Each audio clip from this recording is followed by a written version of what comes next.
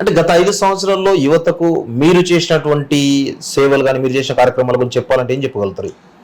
యువత అనేది అన్ని రంగాలలో స్ప్రెడ్ అయి ఉంటుంది. ఎస్. సో మనం చేసిన ఇటువంటి ఇప్పుడు రైతాంగాన్ని సమస్యలు కొంచెం మనం ఇవాళ రైతులకు మంచి గిట్టుబాటు ధర వస్తున్నది. నేను చేసిన పని ఉంది. మోదీ గారి ప్రభుత్వంలో ఎంఎస్పీలు పెరగడం వల్ల కూడా మంచి వరికి కానీ మక్కకు కానీ మక్కకు ఇంకా వంటలేదు రాష్ట్ర ప్రభుత్వం. అవును. వరి కూడా కొనుగోలు సరిగా చేస్తలేదు. అవును.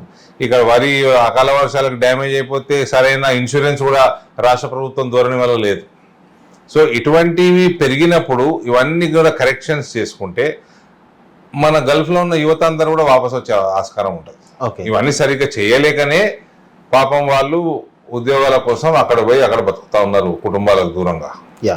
అయితే నిజామాబాద్లో అనగానే అరే జనరల్గా నేను సోషల్ మీడియా మీ గురించి చూసినప్పుడు అరవింద్ అడ్డా, ఇందూరు గడ్డ అంటారు. కానీ ఎక్కువ శాతం మన పేరేమో నిజామాబాద్ జిల్లా అని ఉంటుంది. ఎందుకు ఇందూరు అంటే పేరు మార్చుతా అని చెప్పి గత కొన్నిసార్లు కూడా మీ దగ్గర చిన్న వాస్తవంగా ఎందుకు ఇందూరు పేరు 1900 అర్లీ 20th సెంచరీలో పేరు మారినట్టు ఇంద్రపురి నుంచి మనకు నిజామాబాద్ అని నిజాం రాజులు మార్చిన పేరు ఇది. ఓకే. రిటర్న్ ఇందూరుగా మనం చేసుకోవాలన్నది. పసుపు కూడా రేపు రానున్న కాలంలో ఎఫ్పిఓలను ఎక్కువ ప్రోత్సహించి పసుపు విదేశాలకు ఎగుమతి అయ్యే విధంగా వ్యవసాయం చేసి మనకు బ్రాండ్ ఇందూరు బ్రాండ్ పెట్టాలని నా కోరిక. ఓకే.